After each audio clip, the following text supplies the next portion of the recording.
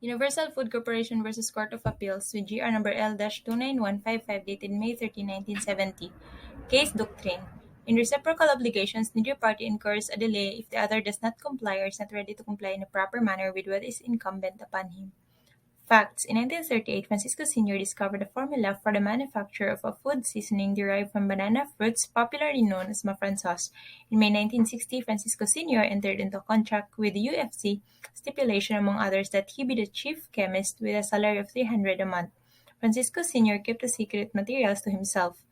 Tirso Reyes, president and general manager, requested him to permit one or two members of the family to observe the preparation of the Mafran sauce, but he was denied. However, Reyes forced Francisco Sr. to accede to said request.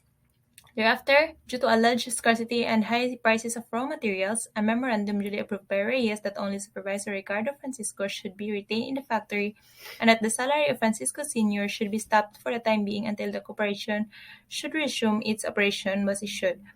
A memorandum was issued to Victoriano Francisco ordering him to report to the factory and produce Mafran sauce, and another one was issued to recall all daily employees who are connected in the production of Mafran sauce. Another memorandum was issued instructing the production of the Mafran sauce and Porky Pops in full swing starting January 1961. Due to the successive memoranda without Francisco Sr. being recalled back to work, the latter filed the present action. Issue: Whether or not petitioner contention that Magdalo v. Francisco Sr. is not entitled to rescission valid.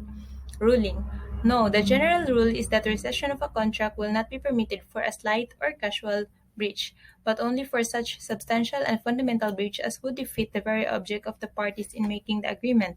Under Article 1380 of the Civil Code, rescission cannot be demanded except when the party suffering damage has no other legal means to obtain reparation, was of no merit since it is predicated on a failure to distinguish between a rescission for a breach of contract under Article 1191 and a rescission by a ratio of lesion or economic prejudice under Article 31381. The case at bar was a case of reciprocal obligation. The petitioner corporation violated the bill of assignment by terminating the services Magdalo Francisco Sr. without lawful and justifiable cause, which equates to substantial and fundamental breach.